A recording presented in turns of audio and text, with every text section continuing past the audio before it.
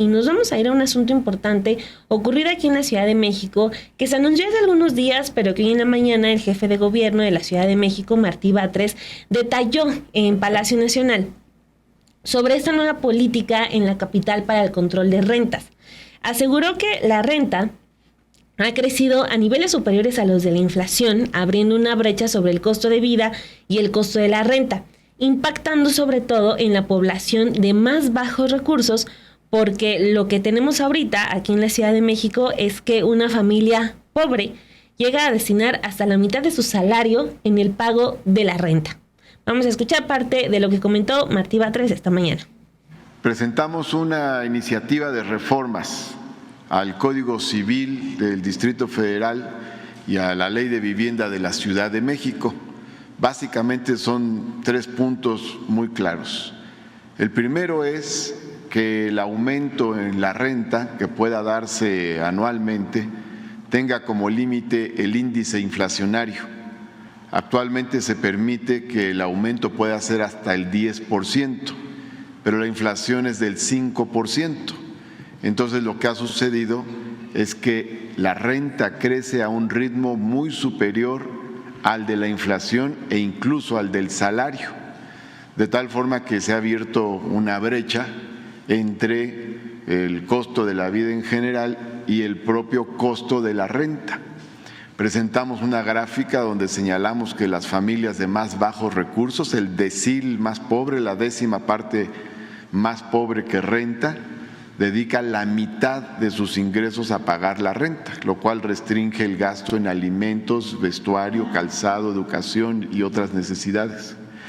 Y la parte de más altos ingresos solo dedica, quienes rentan, el 8% de sus ingresos a pagar la renta. Por lo tanto, nos parece muy importante la estabilización de la renta. Este es un tema que se está debatiendo en muchas ciudades del mundo y se están tomando medidas al respecto. Esa es la primera cuestión, que el aumento a la renta no pase del índice inflacionario. El segundo punto es hacer un registro digital de los contratos para darle certidumbre tanto al arrendatario, pero también al arrendador, a ambas partes les da certidumbre. Y el tercer punto es impulsar una política de construcción de vivienda para renta en la Ciudad de México. De hecho, hace un par de meses anunciamos un programa piloto que se va a hacer de vivienda social en renta para jóvenes. Y entonces se van a construir 150 viviendas que van a estar destinadas solo para jóvenes. Esto, además de todos los proyectos que van a venir por parte del nuevo gobierno federal y por parte del nuevo gobierno de la Ciudad de México, que encabezarán la doctora Claudia Sheinbaum, la licenciada Clara Brugada aquí. En eso consiste la propuesta y es muy afín a esto que ha planteado el presidente, incluso en sus iniciativas de reforma constitucional. Ya escuchamos parte de esta iniciativa que se presenta esta semana y la cual ya se había anunciado que el 31 de julio iban a enviarla al Congreso de aquí de la Ciudad de México. Entonces, para hablar más sobre este tema, le damos la bienvenida a Federico Taboada en este espacio. Muchísimas gracias, Fede, por estar aquí con nosotras y ahondar en este tema tan importante. Muchas gracias, Perla, Daniela, gracias por recibirme por acá. Muchas gracias a ti por darte la vuelta, Federico Taboada. Estás como director general del Instituto de Planeación de la Ciudad de México. Así es. Y la primera pregunta que me gustaría hacerte es sobre este dato que ya adelantaba el jefe de gobierno. O sea, el asunto de las rentas en la Ciudad de México no está impactando a todos en general. Está impactando a los más pobres, que, o sea, sí han aumentado los salarios, sí la inflación está controlada, pero el hecho de que la renta te quite la mitad de tu salario te obliga a pensar cómo estás viviendo. ¿Qué fue lo que encontraron en ese sentido, Federico? Completamente. Quisiera poner un poco el contexto porque para nadie es sorpresa que el arrendamiento, las rentas han ganado presencia en la Ciudad de México. Uh-huh. Cada vez menos gente puede comprar. Uh-huh. Esto principalmente por 2 razones. 1, la mayor parte de la gente no tiene acceso al crédito en la Ciudad de México. Por su tipo de trabajo, están en la informalidad, su salario es muy bajito. Y 2, la renta es más barata que una hipoteca. Entonces, esas son más o menos 6 de cada 10 personas que rentan. Esas son sus razones. Ahora, lo que hemos visto es que al ganar mucha presencia, pues hay que empezar a regular este mercado porque pues tiene muchos huecos y hay gente que ha aprovechado eso para obtener ganancias que no necesariamente generan productividad a nuestra economía. En 1990, cerca del 8% de las viviendas se rentaban. Hoy es casi el 25%. Entonces ha crecido 3 veces en 30 años. Entonces, ¿qué hacemos con esto? Este no es un problema exclusivo de la Ciudad de México. Grandes capitales del mundo que tienen mucha presión inmobiliaria han tenido este tipo de problemas y han tenido que abrir un debate en la sociedad de cuál es el papel de la vivienda, que yo creo que eso es lo que está de fondo. Hoy hablamos del arrendamiento, pero muy pronto vamos a hablar de otras políticas. El mismo presidente ha presentado algunas iniciativas en temas de vivienda. Entonces tenemos que discutir cuál es el papel de la vivienda en nuestra ciudad. Para mí es fundamental. Podemos invertir en transporte, en trenes, en muchas cosas en nuestra ciudad, en parques y demás. Pero si no le garantizamos a la gente vivir en la ciudad, pues todo eso será anecdótico y cosmético. Lo más importante de una ciudad es que la gente que hace que esa ciudad funcione pueda vivir aquí. Los conductores del metro, enfermeras, las personas que trabajan en los mercados, personal de limpieza, etcétera, que puedan vivir aquí. El problema con la ciudad es que desde hace 30 años, bueno, poquito menos, estamos expulsando a 100,000 personas al año de la ciudad porque no pueden pagar la vivienda. Es muy cara y eso se debe a distintas razones, pero entre ellas a que no hemos regulado el mercado del arrendamiento, a que no hemos generado suficiente oferta de vivienda. Hay muy poquita vivienda. Contrario a lo que nosotros pensamos, hay muy poquita oferta de vivienda en la ciudad y eso ha hecho que pues los precios se eleven mucho. Pensando en el arrendamiento, a ver, muchas de las capitales del mundo que han tenido este debate han pensado en cuál es la ganancia que debe haber de los propietarios hacia pues la gente que renta, ¿no? Y cuáles deben ser las condiciones. Todos hemos tenido, incluso hemos experimentado, pues historias de terror. Gente que, pues no sé, rentamos un departamento y no nos regresan el depósito nunca. O de repente se casa la hija del propietario y pues te dice, pues llégale, mano. Porque... O por ejemplo, ahorita lo del Airbnb, ¿no? Claro. ¿Sabes qué? Tu casa va a ser ahora un Airbnb, ya desaloja. Dejarlo. Ni modo. Y pues es propiedad de esa persona. Ahora, yo quisiera comentar esto porque, pues, la verdad, no es lo mismo tener una propiedad como una vivienda, que la vivienda es un derecho, a tener, pues, otro tipo de propiedad como una computadora, un teléfono o algún utensilio. Porque esos no son derechos. La vivienda sí es un derecho. Y sobre todo es un derecho que te da acceso a otros derechos. El agua. El agua, tú no puedes acceder al derecho al agua si no tienes una vivienda. Tan fácil como eso. No puedes votar si no tienes un domicilio. Eso significa que debes de tener una vivienda. Entonces, lo que hicimos fue empezar a ver cuánto ha aumentado el precio de las rentas en los últimos años. Y hemos visto que ha aumentado cerca de un ritmo del 10% desde hace unos 20 años. Para que se den una dimensión, en España ahorita hay un debate y hay manifestaciones muy grandes porque la vivienda ha aumentado 6% el último año. Sí, ya México se está convirtiendo. Nosotros llevamos así hace ¿no? mucho tiempo. El metro cuadrado de la vivienda en la Ciudad de México es más caro, es el más caro de América Latina, pero es más caro que en muchos países de Europa, como Alemania y como Austria. Entonces, ya tenemos que ir poniendo orden a eso porque nuestros salarios no crecen en esas dimensiones. Ahora, siendo que esa ganancia que se tiene por parte de los propietarios es muy alta, pues vamos poniéndole algunos candados, ¿no? Por ejemplo, para ambos lados, hoy al día de hoy es legal que el aumento anual sea del 10%, pero no hay ningún candado que permita que eso sea el límite. Pues de repente, cuando a alguien de nosotros o nuestras amistades los han sacado, llegan y les aumentan al 20 o el 30%, ¿no? Por distintas razones. Pero es importante que lo vinculemos a un indicador económico, pues que sí tenga más solidez que el 10% que era muy arbitrario. Nosotros por parte del gobierno de la ciudad propusimos que fuera la inflación, porque dijimos, pues si es el índice del aumento de precios, pues es algo justo para ambas partes. 1. 2, que haya registro de contratos. La mitad de las viviendas que se rentan en la Ciudad de México no tienen contratos. Se hacen acuerdos verbales, se hacen algún otro tipo de vínculos, pero no un contrato por escrito. Entonces estamos fomentando que haya contratos, porque de esa manera Si hay un inquilino malo que se quiera quedar, pues el propietario tiene evidencia de que hay un contrato que terminó y hay alguien abusando. Y de la otra parte también, oye, me quieren sacar porque quieren hacer Airbnb mi vivienda o quieren dársela a otra persona, pues aquí yo tengo mi contrato que tengo vigencia, ¿no? Entonces sirve para ambas partes. La tercera es, digamos, el control de garantías que puede haber, porque de repente para rentar un departamento nos piden que el aval, que tu comprobante de ingresos, que una investigación y demás elementos que pueden ser muy pesados para cualquier persona, sobre todo para gente que viene de otros estados a vivir aquí. Entonces, eso lo hemos limitado también a que pues no puedan ser tan exhaustivas, ¿no? Sobre todo porque hay algunas que no tienen mucho sentido. Y pues abriéndolo a nuevas opciones que hay hoy, por ejemplo, hay fianzas que son muy baratas, que cuestan 200, 300 pesos al mes. Y eso puede ser parte de tu garantía en lugar de que tengas que buscar un aval y demás cosas. Pero, por ejemplo, Fede, hablábamos también y ahorita decías, ¿no? O sea, cómo ha ido aumentando las rentas, cómo también hemos visto los desalojos aquí en la Ciudad de México.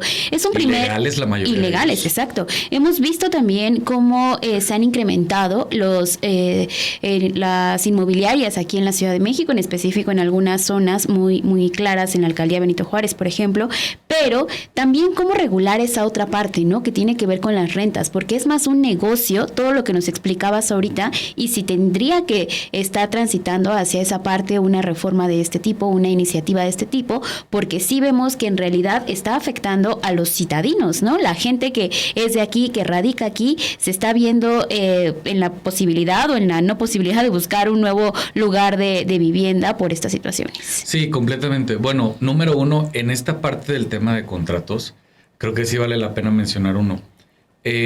Que si no hay contrato se puede prestar algunos abusos. Por ejemplo, hemos visto el caso de algunas vecindades en el centro histórico, donde pues de 12 viviendas todavía hay 2 que tienen contrato vigente. Y esa vecindad pues es del interés de un desarrollador de construir viviendas ahí de otro tipo para otros ingresos. Y pues no quieren esperar a que estos 2 departamentos que tienen contrato vigente terminen. Entonces, ¿qué hacen? Desalojos ilegales.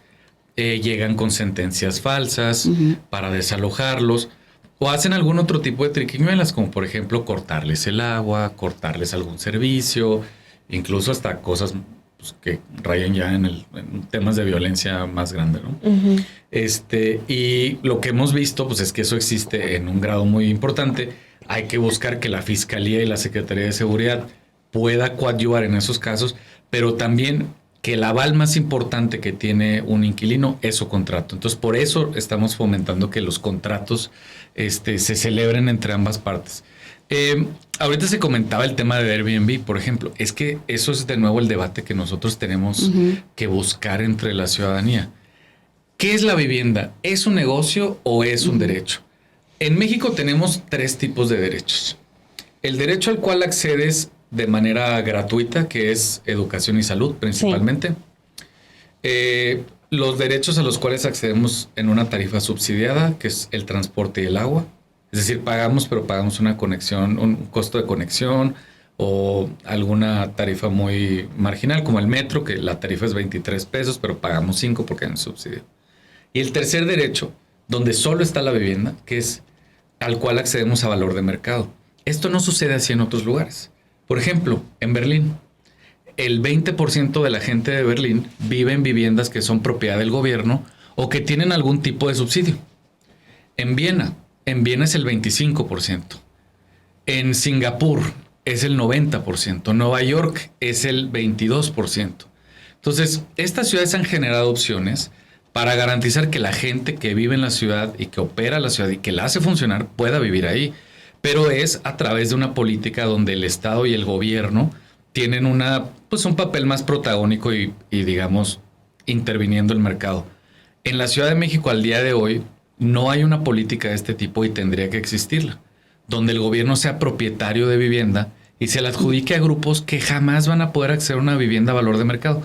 Por ejemplo, mujeres indígenas. Que era parte de lo que sucedía en el edificio Trevi. ¿Te acuerdas cuando estaba esta situación en la Alameda? Que los propietarios se querían quedar con ese edificio y ellos tener ese sistema de arrendamiento y que no llegaron a inmobiliaria. Exacto. Hacia eso se está buscando cambiar. Hacia eso, sí. Ahorita lo comentaba. ¿Qué personas se podrían ver beneficiadas de este tipo de política? Personas con discapacidad, adultos mayores, jóvenes, mujeres violentadas, personas desplazadas, etcétera. Hay grupos muy grandes. Esto lo comento porque la vivienda en la Ciudad de México es la más cara del país. El promedio de la vivienda que se vende en la Ciudad de México es de 4 millones de pesos. El segundo lugar en el ranking a nivel nacional es Querétaro, con 2,80,000 pesos. Es la mitad. Pero nadie dice esto. En Querétaro la vivienda promedio tiene 120 metros cuadrados. En la ciudad 60. La mitad. La mitad. Estamos acostumbrados por el doble del precio. Ajá, sí, estamos acostumbrados al huevito ya, exacto. ¿no? Sí, de que es preferible vivir en un lugar pequeño a vivir lejos y quitar las 2 horas de tu casa al trabajo, ¿no? Exactamente. Entonces, el gobierno tiene que tener, y esto es lo que se busca con esta primera iniciativa, tiene que tener un papel más protagónico, como tienen estas grandes ciudades.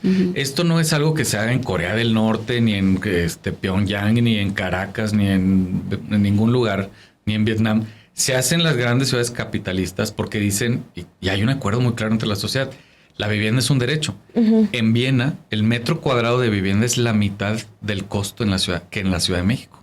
Wow. Entonces, estos indicadores son muy importantes para empezar a tomar acción. Entonces, Clara Brugada ya lo anunció.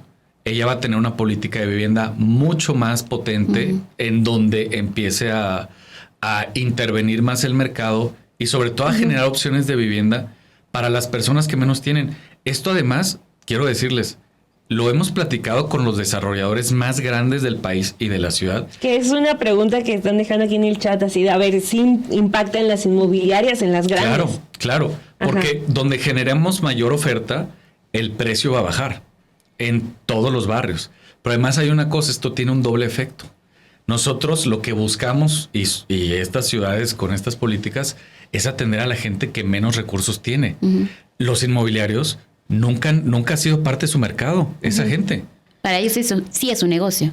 Para ellos es un negocio, pero ellos nunca han buscado, o sea, es decir, este tipo de políticas no les quiere quitar mercado a ellos. Ellos van por gente que puede pagar 4 millones de pesos por una vivienda. 4 millones de pesos al mes es más o menos pagar una hipoteca de 45,000 pesos.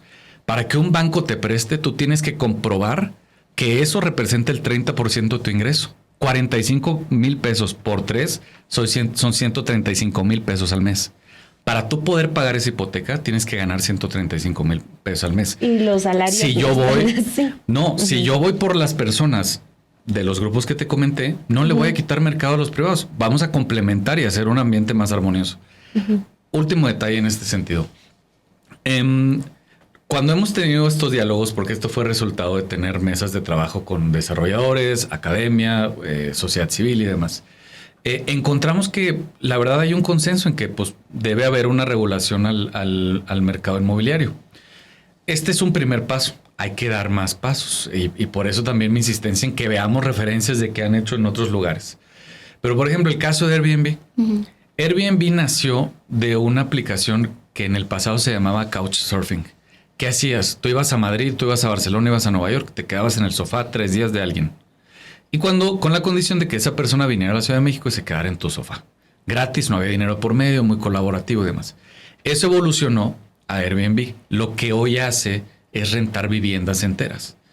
Eso es lo que nosotros también nos tenemos que preguntar. En Nueva York ya prohibieron que viviendas enteras se rentaran. Tú puedes rentar un cuarto, pero no una vivienda. Porque eso significa que le estás quitando oferta o le estás quitando viviendas a gente de esa ciudad. Priorizando el derecho a la vivienda que un beneficio económico muy grande que pudieran tener algunos propietarios. Entonces, ¿qué está detrás de todo esto? Una visión distinta de la vivienda. Hace 6 años, Perla, Daniela, cuando empezaba el debate de si debería haber transferencias o becas a jóvenes que están buscando un trabajo, a mujeres, a madres solteras, a personas con discapacidad o incluso adultos mayores, hace 6 años había algunas personas que decían que los adultos mayores los pusiéramos a trabajar. Bueno, se puso en práctica la política de transferencias, se sacó a mucha gente de la pobreza, se vio que era muy efectiva y que a la gente le iba muy bien y sobre todo otra cosa, estaban gastando más. Cuando a la gente le transfieren dinero, gasta más. Y así que pues no compran una casa, compran más pan, compran más tortilla, compran más jugo, más fruta y demás. Eso genera que las plantas de producción de esas empresas crezcan y aumente el empleo y eso es un círculo virtuoso. Claro. Entonces, hace 6 años hemos cambiado ese imaginario colectivo de que todo era competencia, individualismo y teníamos que ponernos a trabajar hasta que nos muriéramos. Y eso cambió. Yo aspiro a que a partir de esta política, en donde estamos poniendo la vivienda como un derecho, en el futuro, muy próximo, podamos ver más los beneficios de que la gente vive en la ciudad y no a 2 horas de camino, a el ingreso que puedan tener algunos propietarios que tampoco se les van, tienen rendimientos muy buenos. Lo único que estamos diciendo es controlemos eso a tal grado que no expulsamos gente y que puedan vivir aquí. La gente que hemos expulsado y que hace 2 horas de camino de su trabajo o de su escuela a su casa, es gente que al año, es lo que hemos medido, pasa 56 días en el transporte público. Imagínate lo simbólico que sería decirle a la gente, tómate 56 días de tu trabajo para pasar con tu familia. Oye, ¿y cómo ha sido también, la reacción que han tenido gobiernos y aquí administraciones en la Ciudad de México que han visto el negocio, ¿no? De la vivienda, que ellos no han visto que es un derecho, sino más bien se trata de un negocio. ¿Ustedes han tenido comunicación con estas alcaldías, con este grupo de políticos también para ver cómo les llega esta noticia también de decir, esto es un derecho y no es un negocio? Pues fíjate que lo que hemos visto por parte de la gente, hemos visto una muy buena respuesta. Lo hemos visto en redes, nos han llegado comentarios y demás, de que era algo necesario, incluso pues de medios que uno no esperaría, ¿no? No quiero mencionar nombres, pero... Así déjalo. Ya sabemos. Pero nos dicen, oye, era muy necesario porque mi mamá se tuvo que mudar a no sé dónde, mi hermana, mi prima, yo mismo. Mi única manera de vivir en la Ciudad de México es con 8 roomies en un departamento de 50 metros cuadrados. Entonces, hemos recibido muy buena respuesta. Por parte de las autoridades entrantes, digamos, las salientes tendrán una opinión, pero casi todas terminan su periodo ahora. Pero las autoridades entrantes lo han recibido bastante bien. Nos han dicho, oye, fíjate que un problema que yo recibí en campaña, Benito Juárez, Coyoacán, Miguel Hidalgo, Cuauhtémoc, algunas otras alcaldías, pues sí han recibido comentarios de que, oye, esto es un problema ya muy grande y tenemos que hacer algo. Las alcaldías no tienen mucha potestad en este tema, pero sí el gobierno de la ciudad. Entonces fue parte de por qué nos motivó a hacer esto. Y como comentaba, siendo un primer paso de algunos más que hay que dar, que hay que analizar en el contexto mexicano, lo que hemos visto en otras ciudades es que hay muy buena respuesta. ¿No ven complicada la implementación? Pues fíjate que la ciudad tiene todos los elementos para poder hacer una política de este tipo. Tiene buenos ingresos, tiene algo que es muy importante, de lo que hay que hablar después, que es el suelo, el territorio, el terreno. Eso, la ciudad tiene también reservas de territorio donde pueda hacer esto. Y además tiene algo que es muy importante. Tiene el potencial vínculo con el sector privado para hacer alianzas y también hacer esto. Por ejemplo, oye, en un lugar donde un desarrollador privado pueda hacer 6 departamentos, pues sí, las condiciones lo permiten que pueda hacer 8 departamentos. Y esos 2 departamentos extra, pues pueden ser propiedad de la ciudad para poder permitir que gente de menores ingresos viva ahí. Eso además va a permitir que los barrios no estén tan segmentados en cuanto a ingresos, sino sean mucho más mezclados y haya mayor integridad. Y sobre todo por una cosa, la Ciudad de México tiene una demanda más o menos al año de 70,000 viviendas. Al año se construyen 6,000 entre sector privado y sector público. Son muy chiquitas.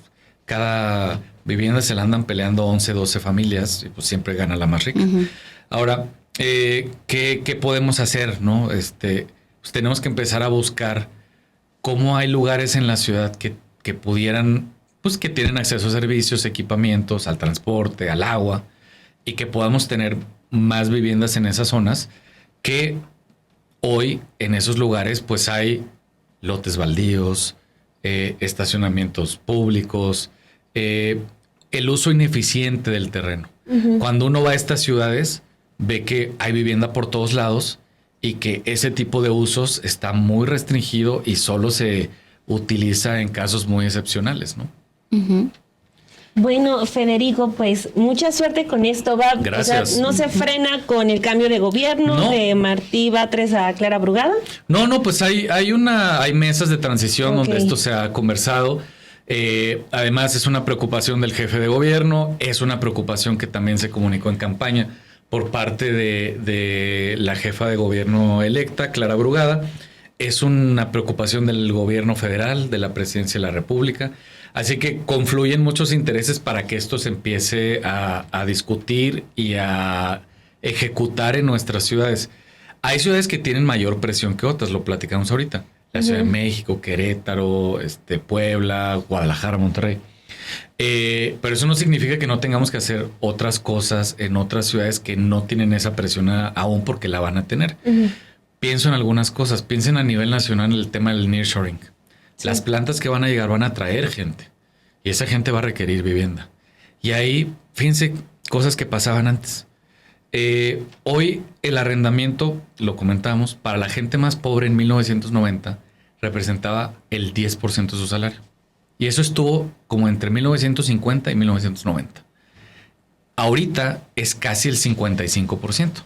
Entonces, eso significa que tienen menos dinero para servicios y que tienen que muchas veces escoger si comer o pagar la renta. Entonces, ese tipo de políticas tenemos que también llevarlas con el sector patronal, con los patrones, con las empresas. Entre 1950 y 1980 había una relación muy armónica. Muchos de los multifamiliares que hoy vemos en la Ciudad de México y de las viviendas que vemos en los estados eran propiedades de empresas públicas, pero de empresas privadas, que en alianzas con el sector público les decía, oye, yo tengo aquí un terreno al lado de tu planta, construyamos ahí las viviendas y se las daban a las personas de menores ingresos. Entonces, digamos, esas políticas de vivienda tan progresistas de las cuales muchos de los gobiernos de otros países vinieron. Charles de Gaulle, cuando era presidente de Francia, vino aquí a ver Tlatelolco, Miguel, el multifamiliar Miguel Alemán, Copilco, muchos multifamiliares para inspirarse a hacer una política de vivienda. Y hoy esos países son referencia a nivel mundial. Entonces, ese tipo de alianzas con el sector privado también son muy importantes y se pueden hacer y además en beneficio de ellos mismos y de sus trabajadores. Para terminar, un trabajador que no descansa y no pasa tiempo con su familia y no duerme lo suficiente es menos productivo. Entonces, que no nos llame a sorpresa que muchos de los trabajadores que pasan horas y horas en el transporte público son a final de cuentas menos productivos en su trabajo precisamente porque tienen que dormir menos horas, ¿no? Una última pregunta de mi parte, Federico, porque, a ver, estamos hablando como ya muy en confianza de las rentas y lo que vivimos en cuestión de vivienda, pero para que la gente que no vive aquí en la Ciudad de México y que está en otras zonas del país tenga una idea de lo que están haciendo con esta iniciativa, ¿en cuánto oscila más o menos una renta aquí en la Ciudad de México? ¿Cómo son estos rangos? Y si se va a quedar, a lo mejor ese rango va a subir, va a bajar, ¿cómo va a ser a partir de estas políticas que están implementando? Bueno, el rango en la Ciudad de México, esto es muy controversial, pero... Depende también la zona. Sí, pero cuando promedias toda la ciudad, más o menos la renta promedio al mes anda como en 6,500 pesos. Para nosotros es difícil de creer por dónde vivimos y por dónde pagamos renta y demás. Pero esto se promedia con cuartos que se rentan en zonas de estudiantes y otras cosas. Sí, hay mucha desigualdad dentro de la Ciudad de México. Entonces, si lo vemos por alcaldía, pues la renta promedio en la Miguel Hidalgo anda en 30,000 pesos, en la Benito Juárez en 25,000, pero en la Gustavo Madero anda en 4,000 pesos, ¿no? Entonces varía mucho. Pero la idea es que no pueda aumentar más de la inflación al año. Entonces la idea es que si tú pagas 5,000 pesos al mes y la inflación del año pasado fue del 3% o el 5%, no puede aumentar más que eso. Okay. Entonces la idea es que en términos reales la renta no aumente. ¿Por qué? Porque en teoría nuestros salarios aumentan un poco más que la inflación. Aquí también vale la pena comentar que en la Ciudad de México el efecto del salario mínimo del aumento casi no se ve. ¿Por qué? Porque en la Ciudad de México casi nadie gana el salario mínimo. La gente gana mucho más. Entonces, cuando tú analizas la diferencia que hay entre los precios de la vivienda y los salarios, a nivel nacional anda más o menos la diferencia es la vivienda tiene 4 veces, es 4 veces mayor a los salarios. Pero en la Ciudad de México es 8. Entonces, por eso es importante que empecemos a ver algunas reglas y sobre todo esto que yo ya repetí 1000 veces como perico, pero que la vivienda es un derecho. Y entonces tenemos que empezar a verla. Que se nos quede. Y eso no solo es responsabilidad de los privados, pero también del gobierno, de empezar a construir vivienda, de empezar a subsidiarle vivienda. Que eso sería lo ideal, ¿no? Claro. Vivienda en lugar de renta. Sí. Exacto. Pero como en 30 años nos estuvieron machacando que si tú no tienes vivienda es porque no le echas ganas y que no seas Que eres floja, bien güey, Daniela, como y dijo ponte- Xochitl. que eres bien güey, que es exactamente. Entonces, el gobierno también se tiene que poner mucho las pilas Sí. en este sentido. Bueno, Federico Taboada, muchísimas gracias por Gracias a acompañarnos. ustedes. Aquí en el chat ya te están diciendo que eres el Taboada bueno. Pues depende a quién le preguntes. Pero sí, a la mayor Bueno, parte de la pero población de nada la que ver ciudad, con sí. Santiago Taboada. No, aclaro eso, sí. Me deslindo. Sí, no, qué pesado andar No. diciendo Taboada, pero no de esos Taboadas. Sí, así es. Muchas Mucho gracias gusto. por haber venido a Café Gracias. Noticias. Como siempre, ya sabes, esta es tu casa. Aquí les caigo.